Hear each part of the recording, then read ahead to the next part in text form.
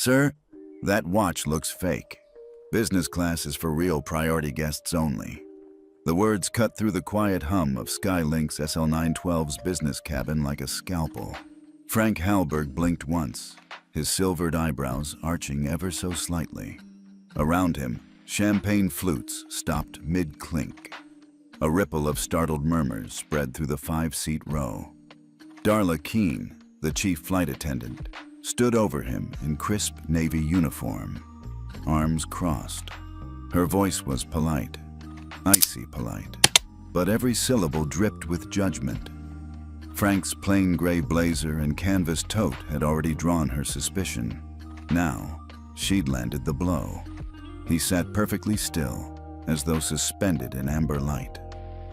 A close-up on his wrist would have revealed a vintage Patek Philippe, priceless, irreplaceable, a 1987 gift from Heathrow's directors.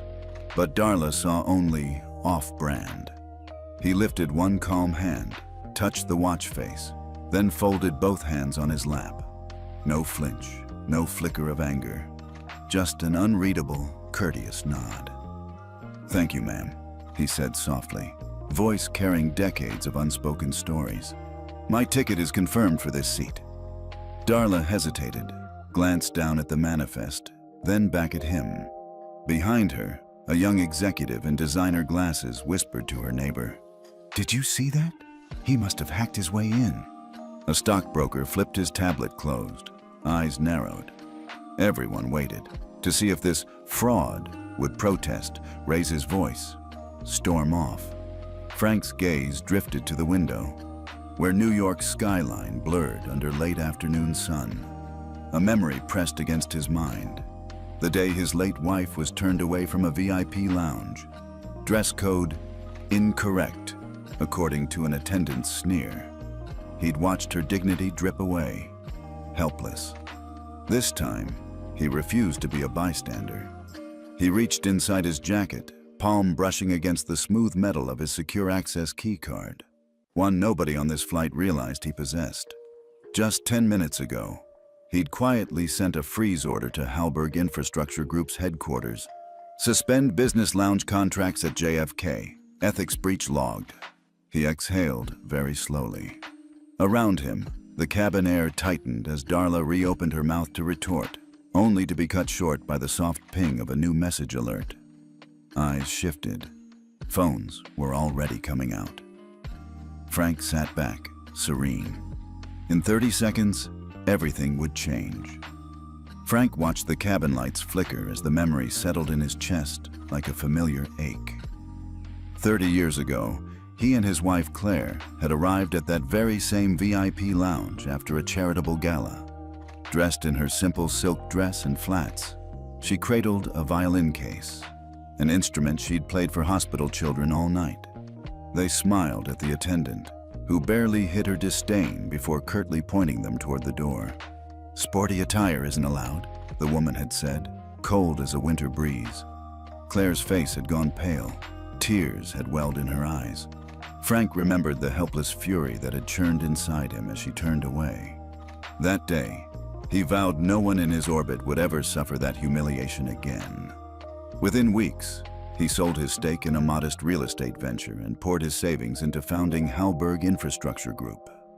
He recruited architects and operators, renegotiated lease contracts, and built a company dedicated to managing airport facilities with dignity and discretion. Over the next 3 decades, his team quietly secured the rights to 14 major international airports, JFK, Heathrow, Changi, and more, never once seeking headlines or public credit. Frank ran his empire from behind the scenes. Airlines and lounge operators treated his people with deference, not always realizing who called the shots. Each time someone dared to question a guest's worth, he channeled that disappointment into boardroom reforms and contract clauses. No angry press releases, no viral outrage, just a series of updates to service agreements that ensured no attendant could again decide who belonged based on appearance alone. He closed his eyes and let the memory fade. In the present, he was still that same quiet force. His ticket, his keycard, his Patek Philippe, all symbols of a man who wielded power without fanfare. He didn't need to prove his status with words or logos. His convictions were embedded in steel and glass terminals around the globe. A gentle murmur in the cabin drew his attention back. Darla's icy glare had softened into something like doubt. Frank allowed himself the smallest of smiles. He folded his hand, settled into his seat, and prepared for what would come next. He wasn't here for vengeance, only to remind an entire system that respect was not a privilege, but an expectation. Frank leaned back as Darla Keene drifted down the cabin aisle, her posture all poise and practiced warmth. She laughed easily with a trio of bank executives, handing them chilled flutes of champagne and offering plush blankets for their shoulders. The mood was light, even festive, except for the single empty seat at row 3A where Frank sat, sipping a mineral water. He watched Darla's heels click on the aisle's wood-grain floor, her navy skirt swishing. She paused just long enough to angle her head toward him, as if studying an insect under glass. Then she turned away without a word, returning her attention to the VIPs. Frank's gaze followed her, unblinking. A ripple of whispers rose behind him. Who is that guy? Maybe he's lost. That watch has got to be fake. One young woman in a power suit tilted her designer tortoiseshell glasses and smirked at her friend. A stockbroker tapped his silver ballpoint on the armrest, clearing his throat loudly. They all assumed their silence gave them cover, their tacit approval of Darla's judgment. But in Frank's world, that hush was just another form of cruelty. He remembered Claire's face, the sting in her eyes when she'd been turned away that night so many years ago. And he remembered the quiet rage that had fueled his first boardroom meeting. The contract clauses he inserted, always ensuring dignity clauses, always punishing discrimination with financial consequences rather than public spectacle. Frank's lips curved into a faint, private smile. Let them whisper. Let them feel the smug satisfaction of membership in a gilded club. In 10 minutes, they'd learn exactly whose pocket their membership dues had filled. Darla returned to his row, pretending not to notice that he was alone. She offered a polite nod, then lifted her tablet as if about to log a seating discrepancy, though she never actually checked the digital manifest. Frank held her gaze coolly for a moment. There was no anger in his eyes, only a stillness so profound it seemed to hush even the cabin's murmurs. He reached into his blazer pocket, fingertips brushing the embossed edge of his secure access key card. The same card that, in a short while, would trigger a freeze on every lounge contract at JFK. Darla drew in a breath, preparing to speak again, when the soft ping of an incoming email cut through the cabin. 11 rows back, phones lit up. Champagne paused mid-lift. The whisper network sputtered to silence. Frank folded his hands and closed his eyes for a heartbeat, savoring the charged hush that fell over his fellow passengers.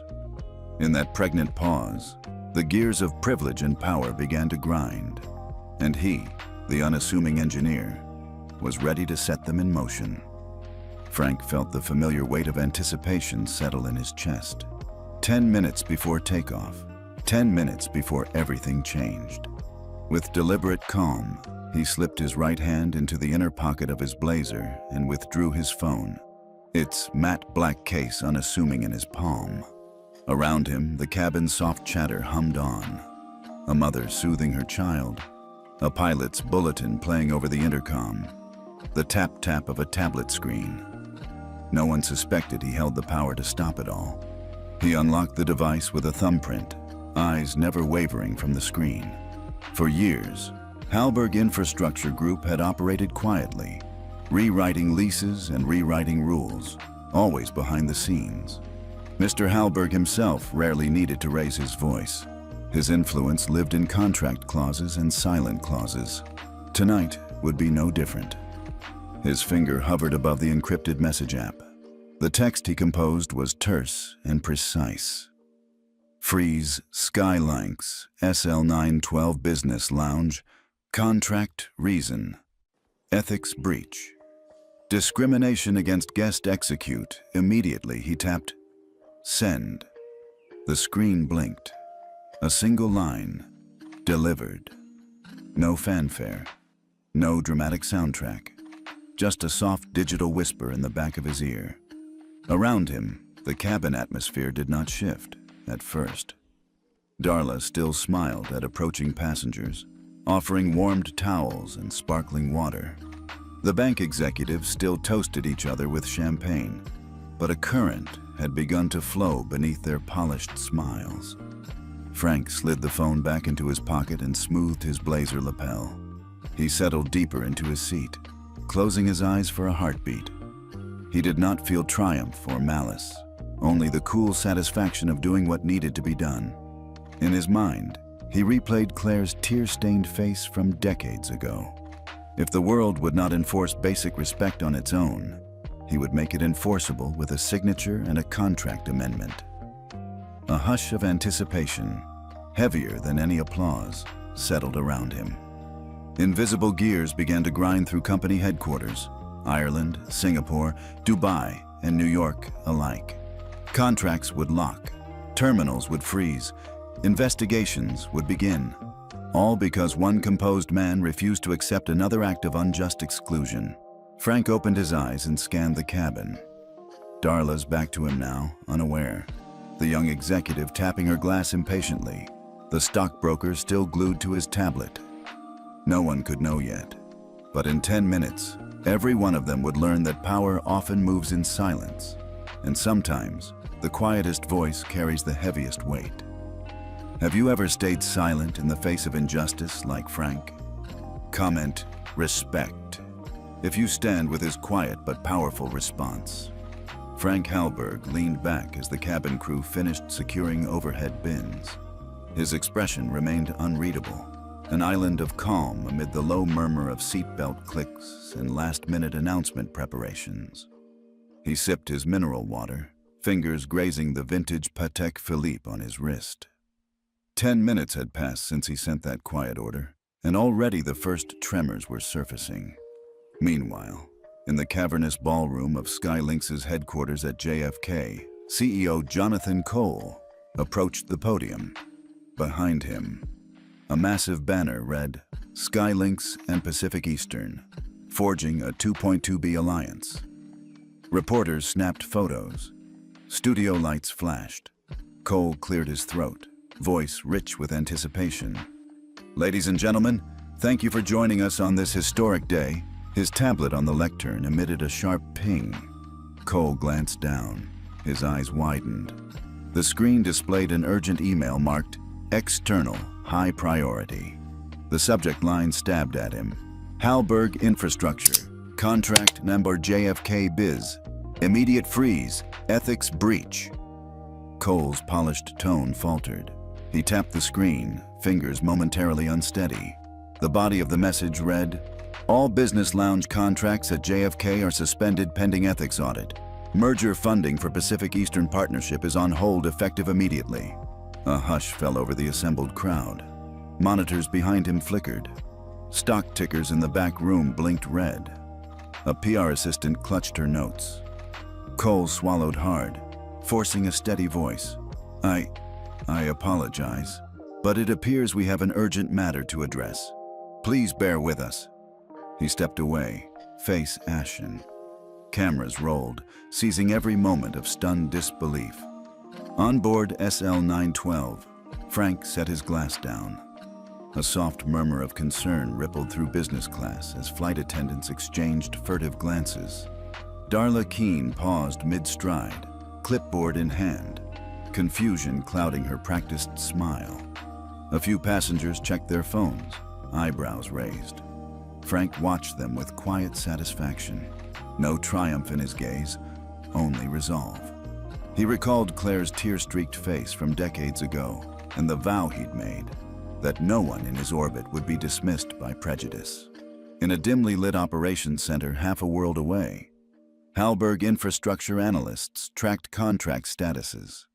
Consoles confirmed lounge doors were locked, billing cycles halted, audit teams dispatched.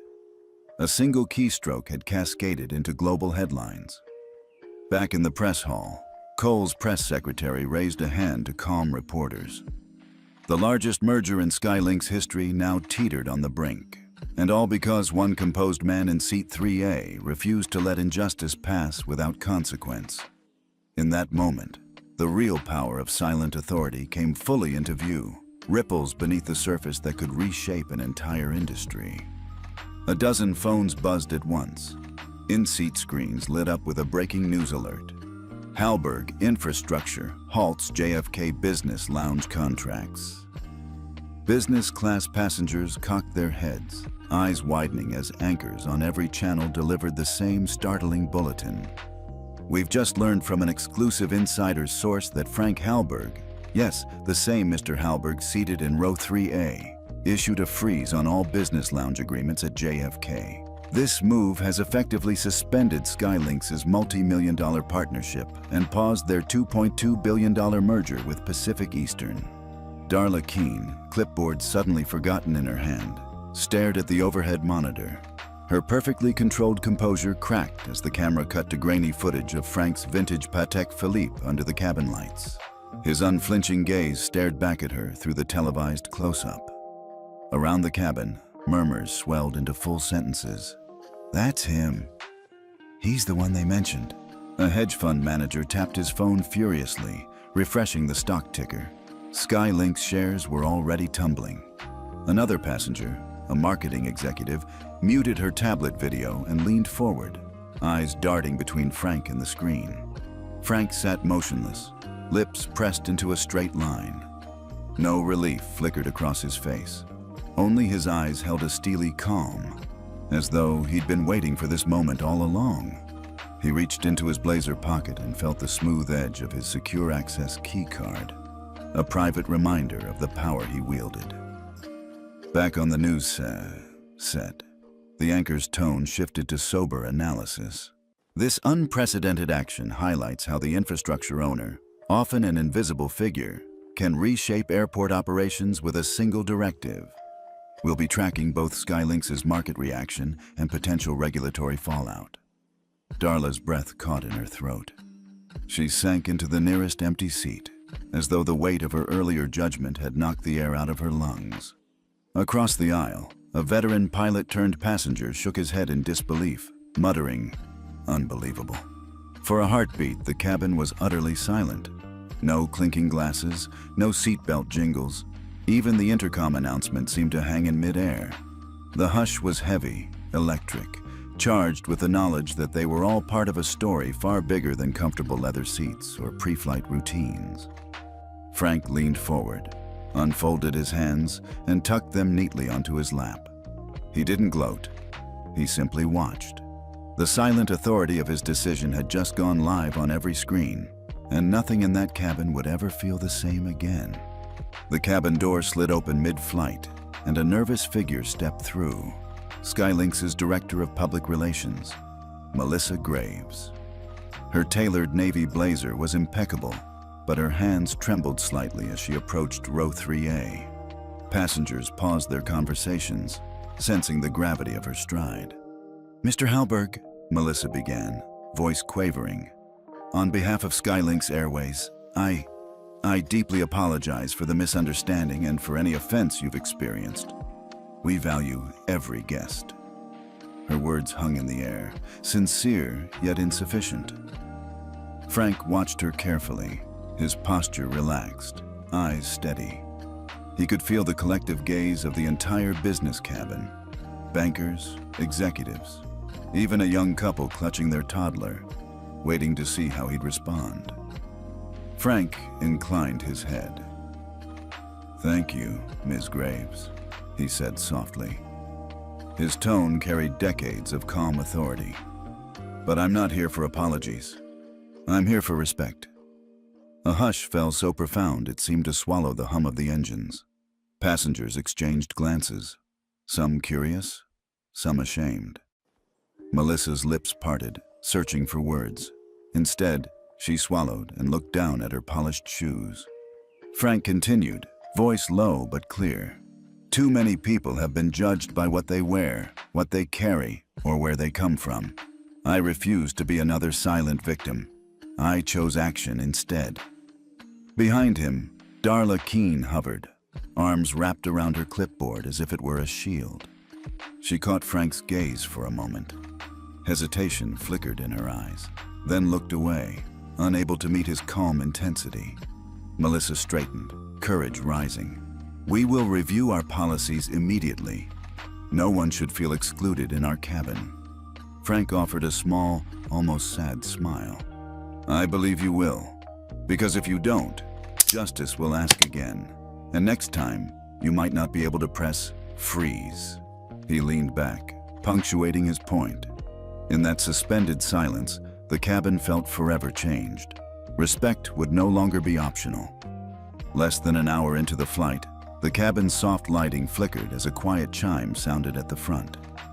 Darla Keene, still clutching her clipboard, turned toward the intercom.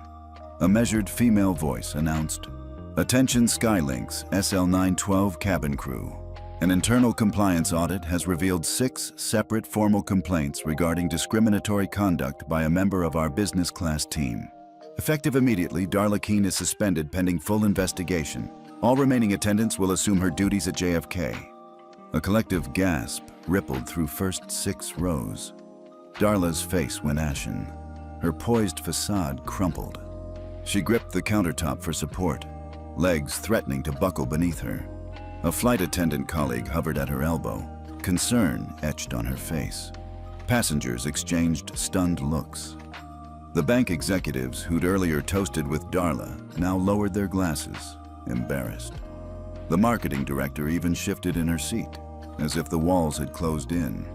Frank Halberg watched without expression, hands folded neatly in his lap. In that hushed moment, he felt a subtle warmth of justice quietly settling around him. No triumphant laughter, just the calm recognition that a long-ignored wrong was finally acknowledged. Darla's voice trembled as she spoke to the junior attendant beside her. This has to be a mistake." "I'm so sorry," the other attendant whispered. "The memo came directly from HR's ethics office." Darla backed away, eyes brimming. She clutched her badge as though hoping it might shield her from the fallout. A single tear slid down her cheek, but she quickly blinked it away before anyone could see. Frank allowed himself the smallest, almost imperceptible nod. He remembered Claire's quiet dignity that had once been dismissed so casually, and the vow he'd made to ensure respect was never optional. Overhead, the intercom clicked again with a new announcement. "We apologize to our valued passengers for any disruption. Thank you for your patience as we uphold our commitment to respectful service." The cabin's tension shifted from disbelief to a sober relief. Passengers offered Frank discreet smiles of solidarity. Even the toddler in 3C, sensing the unusual stillness, pressed tiny fingers to his mother's arm. Darla gathered her things in trembling haste and stepped toward the cabin door, pausing only to glance back at Frank. Her eyes held a mixture of shame and awe, an unspoken apology for every unkind word she'd ever passed judgment on. Frank tipped his head slightly in acknowledgement. No words were needed. The verdict had been rendered, and its weight would echo long after they landed. Conscience, he knew, was the most exacting judge of all. If you were in Darla's shoes, would you speak up? Drop a "I would speak up" or "I stayed silent" below. In the soft glow of his overhead light, Frank Halberg watched headlines cascade across every screen aboard SL912. Halberg Capital withdraws, support from Skylinks, merger canceled. Skylinks shares plummet 12.7% after infrastructure freeze. One by one, passengers scrolled through financial alerts. A hedge fund manager shook his head in disbelief. A marketing executive tucked her tablet away, lips pressed tight. Only Frank remained impassive, as though he'd anticipated each falling domino. Back on the ground, Halberg Capital's public statement went live. "We believe in partnerships built on respect. Any system that excludes guests based on appearance will not receive our funding. Effective immediately, all Skylinks Alliance agreements are terminated." Major news outlets seized on the story. Stock tickers flashed red on Wall Street monitors. In London, Tokyo, and Dubai, traders reacted in real time. Halberg Infrastructure's firm stance reverberating through global markets. A cultural shift began. Respect and dignity were now non-negotiable metrics in every boardroom. A soft murmur rose among the cabin's front rows. Darla Keene's suspension made headlines, but this was bigger. An entire industry was being held accountable. Frank's vintage Patek Philippe's glinted under the reading lamp, a quiet testament to the man who wielded power without a podium. On board, the senior flight attendant announced, "Ladies and gentlemen, we apologize for any discomfort. Your continued patience is appreciated." Yet no passenger felt uneasy anymore. Instead, a sense of collective relief settled over them. They had witnessed one man's silent insistence for fairness ripple outward, reshaping the rules they'd long taken for granted. Frank folded his hands in his lap. No celebration, no grandstanding, just the steady calm of someone who knew the true cost of exclusion. Each domino had fallen exactly as he intended, and as the cabin prepared for descent, the world outside braced for an industry forever changed. Frank Hallberg stood behind the podium in the sunlit atrium of the International Airport Infrastructure Association's conference hall. Dozens of cameras swiveled toward him, reporters leaning in with pens poised. The banner above read, "Future of Air Travel, Ethics and Infrastructure," and Frank took a steadying breath before speaking. "Thank you all for being here," he began, voice measured. "I'm often asked whether a single order can topple an established airline. The truth is, no one fall. They choose to stand on faulty principles." A hush fell. A tall reporter raised her hand. "Mr. Hallberg, do you regret causing Skylinks to collapse financially? Many travelers rely on its services." Frank's lips curved into a slight, thoughtful smile. "I regret that prejudice ever went unnoticed. I do not regret exposing it. Skylinks didn't collapse because of me. They collapsed under the weight of their own indifference." Mouse clicks echoed as photographers captured the moment. Another journalist pressed, "Some say your action was harsh. Was there no more conciliatory path?" He shifted, shoulders relaxed. "Respect is not negotiable. I offered silence for too long. When dignity is optional, contracts must become mandatory. That is the only path to lasting change." A murmured agreement rippled through the audience. Reporters scribbled furiously. Frank glanced at the panelists beside him, industry leaders whose expressions ranged from solemn to reflective. He continued, "We must insist on service standards that honor every individual regardless of attire, age, or status." That principle guided my decision. The lead anchor whispered into her mic, "He's redefining power in our sector." Frank offered a concluding nod. "Thank you. I look forward to working with those committed to genuine reform." As he stepped away, applause rose. Respectful, restrained. Cameras followed his steady stride off the stage. In their lenses, he saw the quiet acknowledgement that true authority need not shout.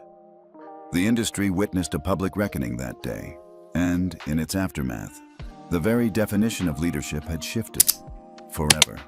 1 week after the SL912 incident, Hallberg Infrastructure Group issued its most ambitious directive yet. An email blasted into every airport operations inbox, from JFK to Heathrow to Changi, bearing a single, uncompromising clause. All facility service contracts must include zero-tolerance dignity standards. No employee may discriminate based on appearance, attire, race, age, or status. Violations will trigger immediate contract suspension and audit. Across terminals worldwide, contract managers blinked at their screens. Lounge operators scrambled to update training manuals. A freelance travel writer emailed her editor, marveling, "It's like a code of honor for airports." At a small regional airport in Charlotte, a local cafe owner who had lost business to the Skylinks lounge cheered the announcement. "Finally, someone's holding the big guys accountable," she told a coworker. In Dubai's high-rise operations center, executives paused a budget meeting to discuss diversity workshops. Back in Boston, Frank reviewed the rollout metrics in his study overlooking the Charles River. There was no trumpeting of victory, just spreadsheets showing signed acknowledgments from 14 airports and 23 lounge vendors. He closed his laptop and leaned back, feeling a quiet pride. This was the real work.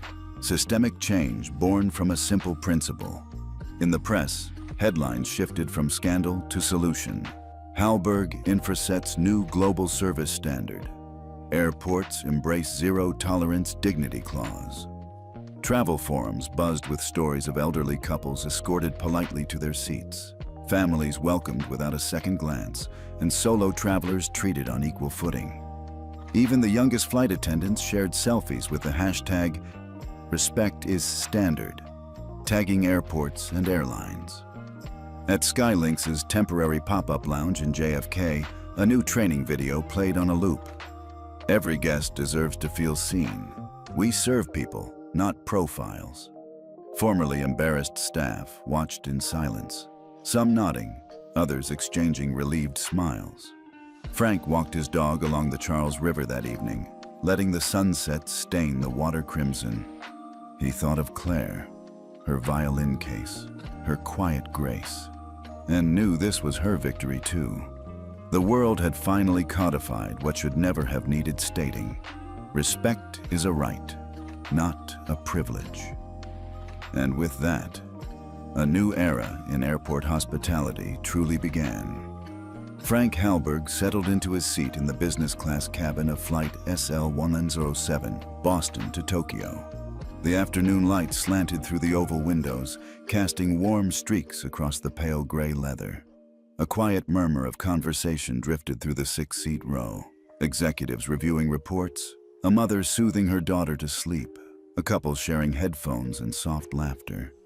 It felt ordinary, almost soothing, a stark contrast to the storm he'd stirred just days ago. A small voice broke the hush. A boy of about 9 years old peered around the headrest. "Sir?" he asked, eyes wide with curiosity. "Excuse me, your watch looks really old. Is it broken?" Frank turned slowly and offered the boy a gentle smile. He lifted his wrist to reveal the vintage Patek Philippe, its glass face faintly gleaming. "It works just fine," he said, voice soft and patient. "But it's not the watch you should ask about." The boy frowned, tilting his head. "What should I ask?" Frank folded his hands in his lap. "Ask why someone would insult a watch they didn't understand." He paused, letting the question settle. Around them, a few passengers glanced up, curiosity evident in their expressions. He continued, "A watch like this taught a lounge full of people that respect isn't given based on looks or labels. It showed that a single act of courtesy, or the lack of it, can ripple out and change how an entire system treats every person." The boy's eyes grew thoughtful. He looked at his mother, who nodded in encouragement. A grandmother 2 rows back dabbed at her eye with a tissue. A businessman closed his laptop, gaze on Frank's calm demeanor. Frank remembered Claire's quiet dignity, the day she'd been turned away from a VIP lounge long ago. He thought of every policy update, every frozen contract, every training video that now reminded staff to treat people with basic kindness. This was the real legacy, small gestures compounding into meaningful reform. He placed a comforting hand on the boy's shoulder. "Remember," he said, "no one earns a seat in life by what they wear or carry. We all deserve respect, every single one of us." As the engines whirred to life and the plane taxied toward the runway, the cabin felt charged with a new purpose. In that moment, Frank Halberg knew the lesson would outlast him, engraved not in gold or gears, but in the way people chose to see one another. Did Frank's story inspire you? Hit like and share to spread the message, respect is a right, not a privilege. And don't forget to subscribe for more justice journeys.